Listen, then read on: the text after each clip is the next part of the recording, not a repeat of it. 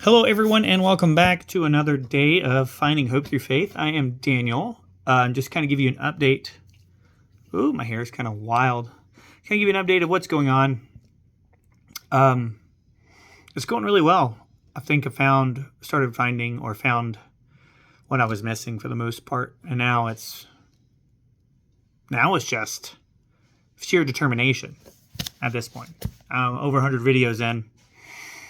And I am determined to finish this book 20 minutes at a time, little by little. I'll probably be old and gray by the time I'm done, but dang it, I'm going to do it. Thanks for coming to see me. I hope you're having a good day, and I hope everything's going well in your life. I think people need God more than ever nowadays. And I just read today that the EU has classified the same they have Christianophobe, like people that it's like because Christianity is one of the most persecuted religions that has ever existed, and now it has officially been recognized as something that is an issue. Like, it's because Christians are getting massacred for just being a Christian, and it's ridiculous. But it's okay for the other people to do it because it's what their Bible says. But regardless, neither here nor there.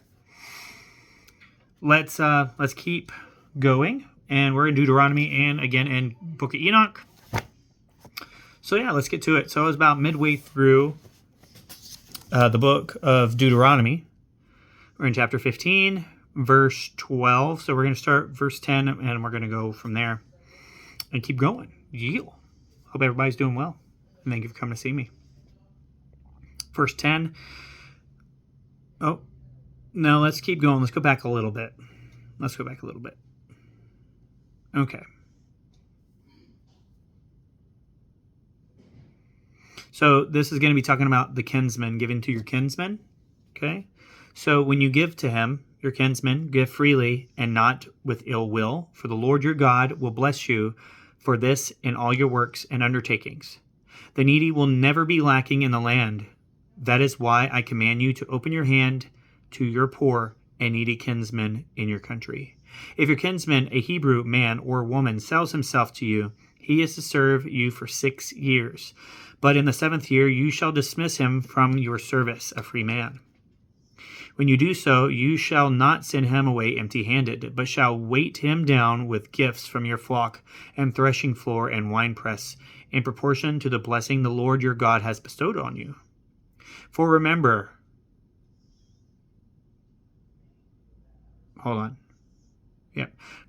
that you too were once slaves in the land of Egypt, and the Lord your God ransomed you.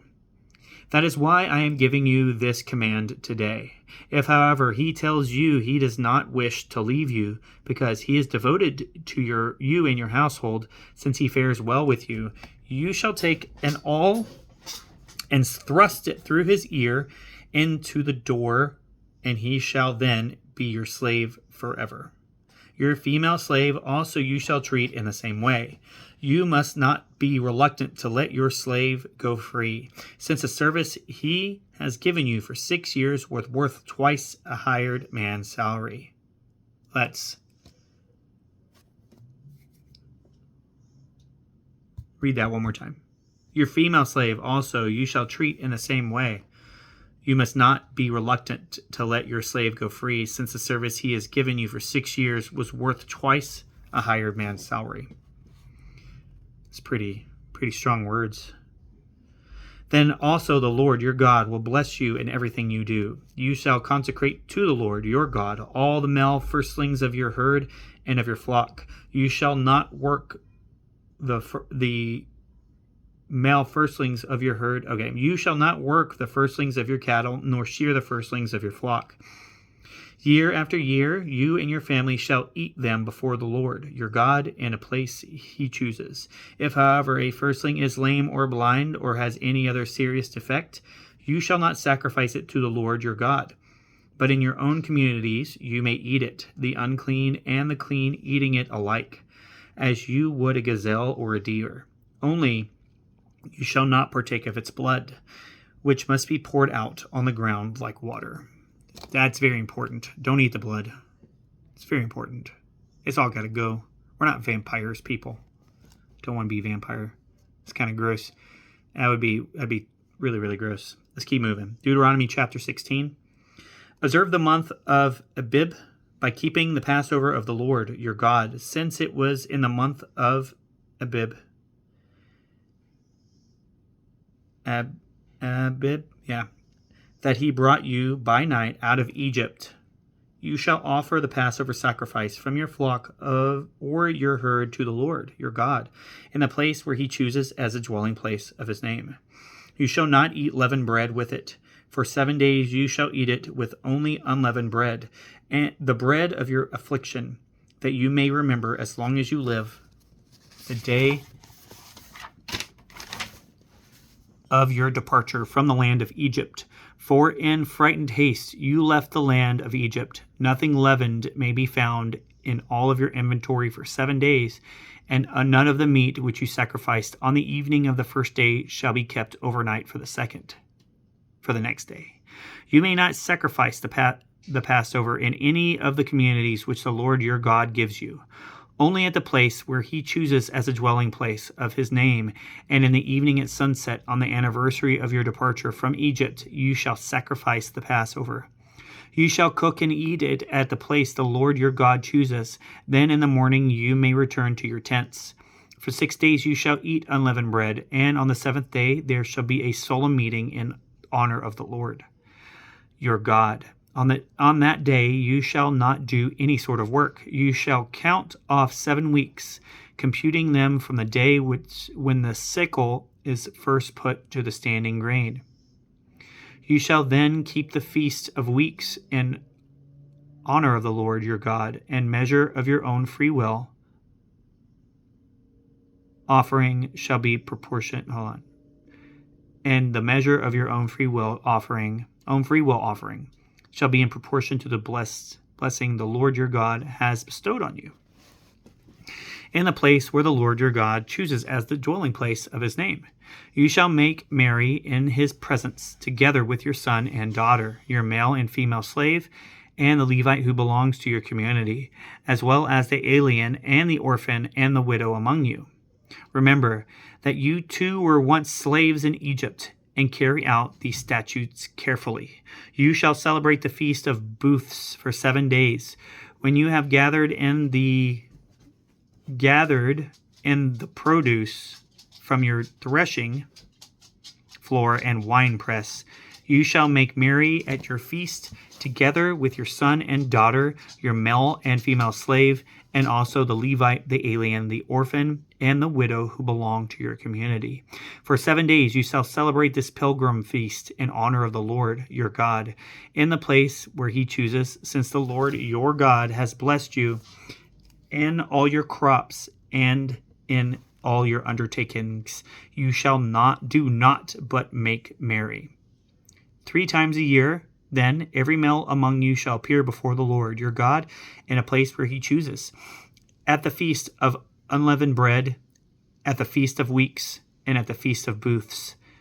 No one shall appear before the Lord empty-handed, but each of you with as much as he can give in proportion to the blessings which the Lord your God has bestowed on you. You shall appoint judges and officials throughout your tribes to administer true justice for the people in all of your communities, which the Lord your God is giving you. You shall not distort justice. You must be impartial. You shall not take a bribe, for a bribe blinds the eyes even of the wise and twists the words even of the just. Justice and justice alone shall be your aim, that you may have life and you may possess the land which the Lord your God is giving you. You shall not plant a sacred pole of any kind of wood beside the altar of the Lord your God, which you will build, nor shall you erect a sacred pillar such as the Lord your God detests. Wow.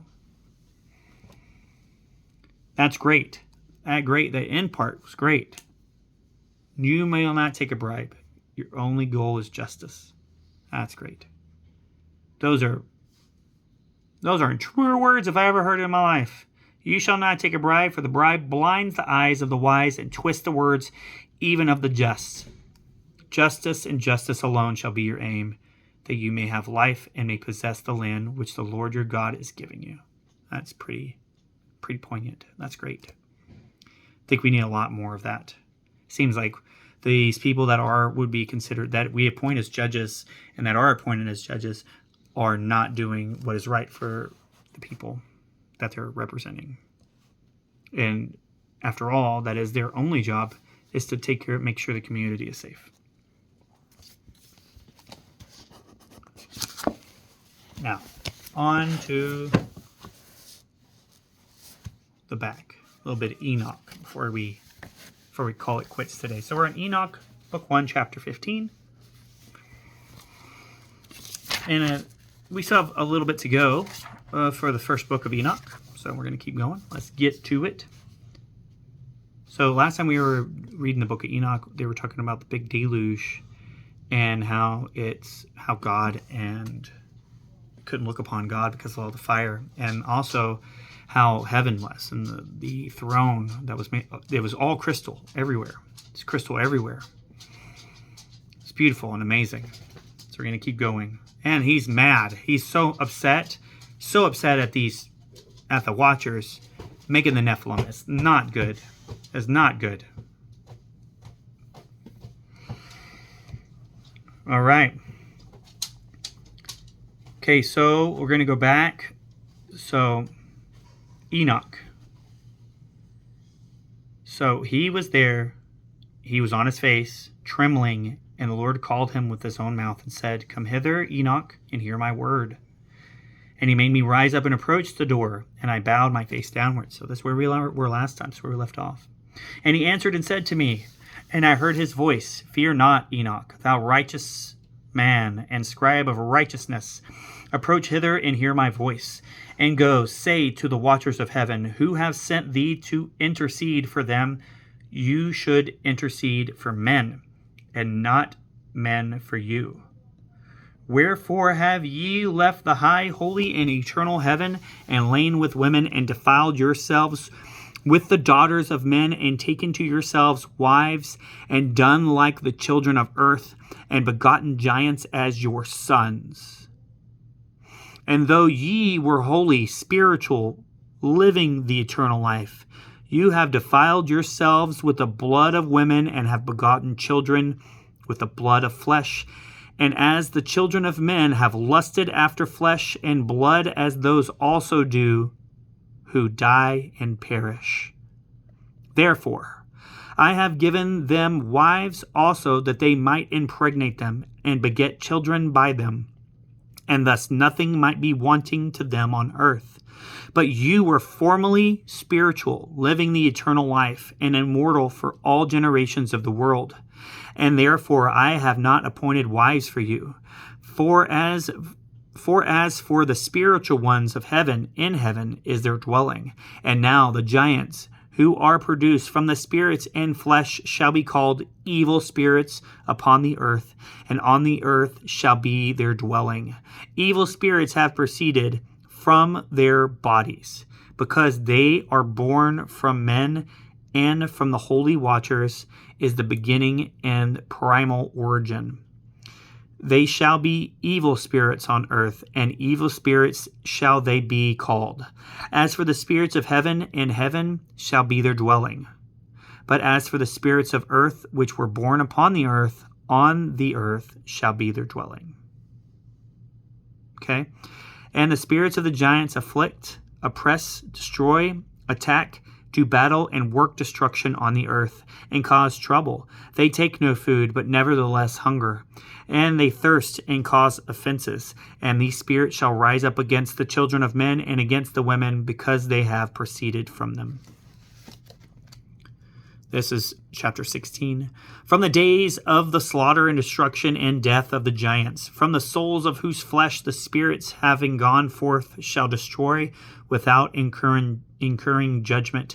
Thus shall they destroy until the day of the consummation, the great judgment, in which the age shall be consummated. Over the watchers and the godless, ye shall be wholly consummated. And now, as the watchers who have sent thee to intercede for them, who have been aforetime in heaven, say to them, you have been in heaven, but all the mysteries had not yet been revealed to you, and you knew worthless ones, and these in the hardness of your hearts you have made known to the women, and through these mysteries women and men work much evil on earth.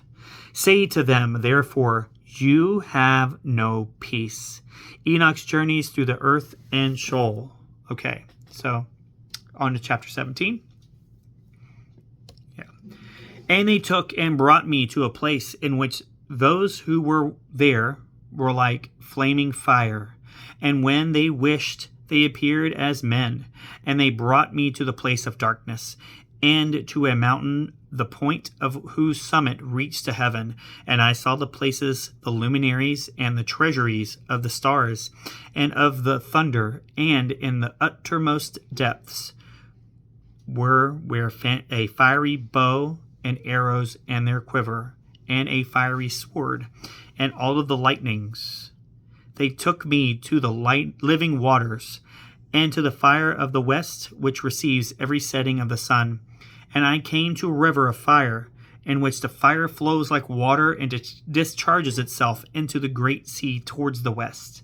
I saw the great rivers, and came to the great river, and to the great darkness, and went to the place where no flesh walks.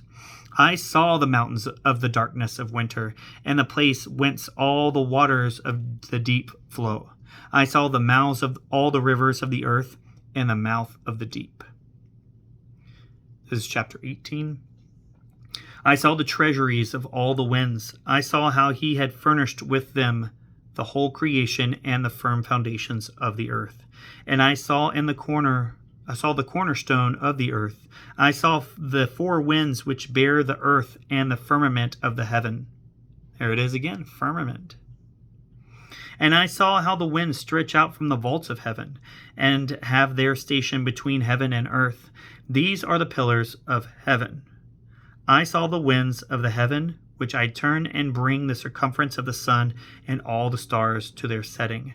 I saw the winds on the earth carrying clouds. I saw the paths of the angels. I saw at the end of the earth the firmament of the heaven above.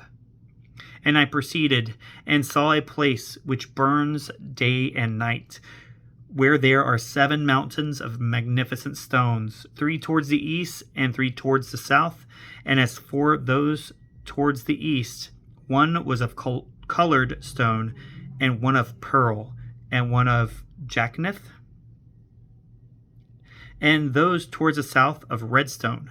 But the middle of one reached to heaven like the throne of God, of alabaster, and the summit of the throne was of sapphire. And I saw a flaming fire, and beyond these mountains is a region, the end of the great earth. There the heavens were completed, and I saw a great abyss with columns of heavenly fire, and among them I saw columns of fire fall, which were beyond measure, alike towards the height and towards the depth. And beyond that abyss I saw a place which had no firmament of heaven above, and no firmly founded earth beneath it. There was no water upon it, and no birds, but it was a waste and horrible place. I saw there were 7 stars like great burning mountains, and to me, when I inquired regarding them, the angel said, "This place is the end of heaven and earth. This has become a prison for the stars and the hosts of heaven. And the stars which roll over the fire are they which have transgressed the commandment of the Lord in the beginning of their rising, because they did not come forth at their appointed times, and he was wroth with them, and bound them till the time when their guilt should be consummated, even for 10,000 years."